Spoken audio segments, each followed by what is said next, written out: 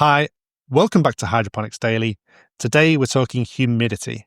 So we control the humidity in a hydroponic grow room or a greenhouse for three main reasons. The first, when you are propagating, is to prevent cuttings or clones from dehydrating. So you whack the humidity up to nearly 100%, and this prevents the cuttings from dehydrating. They've got no roots, so you want them to limit the amount of water they transpire and until they get some roots. So you're not looking for any photosynthesis to be occurring.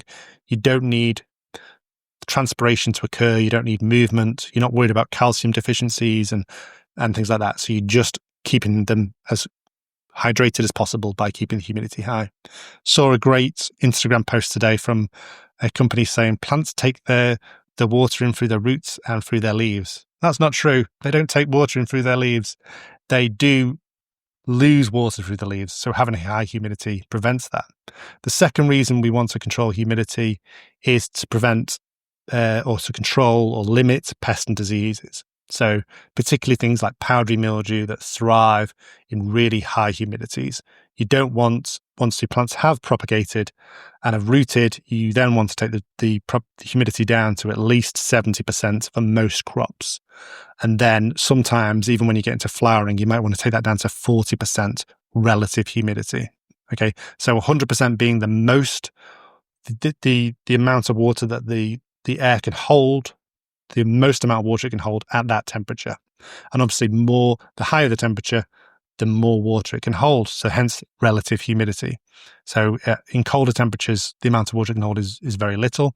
As your grow room gets warm, then you have to have a humidifier to maintain the same amount of humidity, because what was the amount of water per cubic meter for at 5 degrees Celsius and for 100% humidity would be not even 20% at 35 degrees Celsius. So the warmer it gets, the more you're going to need a humidifier, unless you're living in a very humid environment like Florida, for example. So things like, as we said, we want to reduce the humidity to prevent things like mildews, and then then at the lower end, you want to prevent your plants just crisping up and drying out too quickly.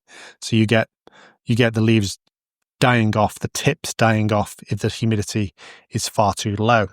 So that would be the third reason you control humidity, is to prevent them just drying out too much and losing too much water. However, that tends to be less, unless it's really hot, that's less of an issue. Remember, you need air movement around your grow room or around your greenhouse, because around the heater, if you've got a heater in there or a light, that will increase the temperature rapidly, and you'll have a much lower humidity around those areas. So make sure you've got good airflow, so you've got a more uniform humidity. You measure humidity with a hygrometer, and often confused with hydrometer. It's not a hydrometer. Hydrometers are used for measuring the density of liquids, I believe. A hygrometer measures the humidity. And so we always measure it in relative humidity. So you'll normally have a device that measures temperature and humidity. It might have a data logger that measures both, or you might just have a max and a min. If you have a data logger, you can actually measure something called vapor pressure difference, or VPD. And that's really important, because vapor pressure difference is the difference between the current amount of water in the air and that of saturated air. And that's termed VPD. And that's very important for plants, and it's linked to plant health tremendously. And you will find that commercial controllers will allow you to automate things like your humidifiers, dehumidifiers, heaters, ventilations, fans, and link that to a certain VPD. Now, you can get VPD charts that tell you for a certain temperature and a certain humidity what your VPD is, and you'll have like a green zone, which is ideal for your plant. You'll have a yellow zone, an orange zone, and a red zone where you want to stay as far close to the green as possible. And you can do that manually and adjust manually depending on the current temperature. You can increase your humidity up and down to make sure you've got the right VPD for your crop. And it will change somewhat between certain crops. As I say, I've only grown one crop that actually ever needed really, really high humidity. I can't tell you which one it is, because that fact is actually top secret. But most ones you want to, even if it thrives under high humidity, you don't want it to go really high, because you're going to be stimulating those mildews and rusts and other foliar diseases. I'm not sure of any pests that like either high or low humidity.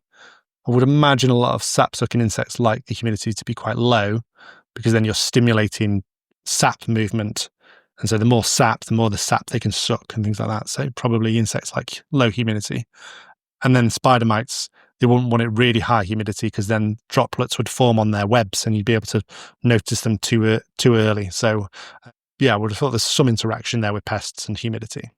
Another way of looking at VPD is just the amount of drying power the air has on your plant. That's one way of looking at it. I think a number of the new controllers, the sort of AI controllers and things like this, AI-powered controllers, will increasingly use VPD to either guide you or just control the controllers in your grow room. If you've not seen a VPD chart, I highly recommend downloading one and printing it off, sticking it up in your grow room. It's probably the one resource that you should have printed off to refer to if you've got a hygrometer and a thermometer in your grow room, so you can make sure that you are in the green zone for your crop. This is certainly the sort of next step after sort of making sure your plants are in the right temperature and humidity sort of range. Obviously, you can say like your plant might need 15 to 25 degrees Celsius and a humidity to 40 to 60%. However, the extremes of that would not be ideal. So a humidity of 40 at 25 is completely different environment to 15 at 60.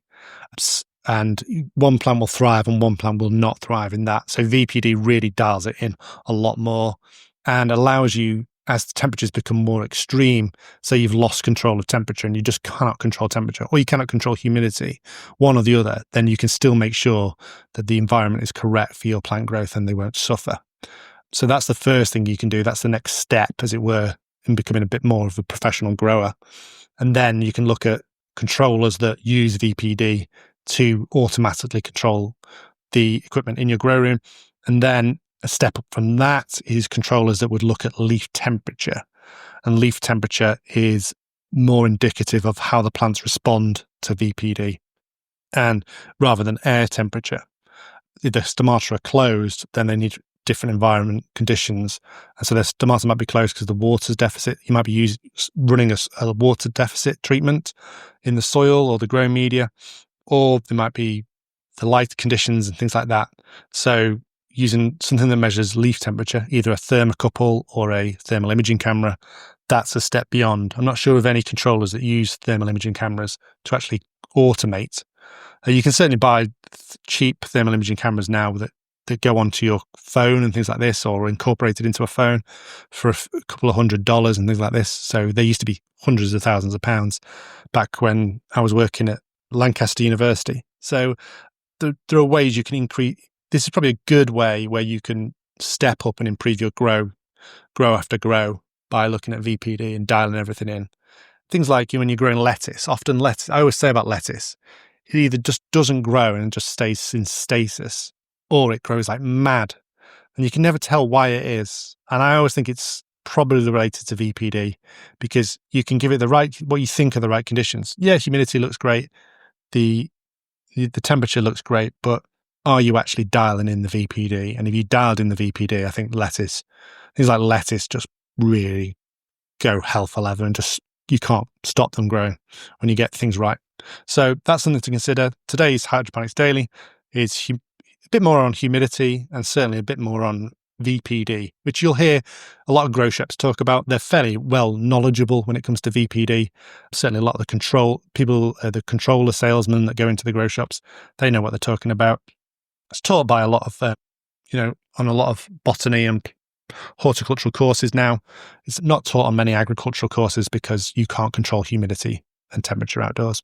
That's been Hydroponics Daily for today. Thank you very much for listening. If you are able to give us a review on either Spotify or Apple, I'd be tremendously happy. Really want to see us shoot up those charts and overtake things like the RHS and Gardener's World magazine and stuff like that. Until tomorrow, thank you very much. I'll have another banger of an episode for you. Ta-ra!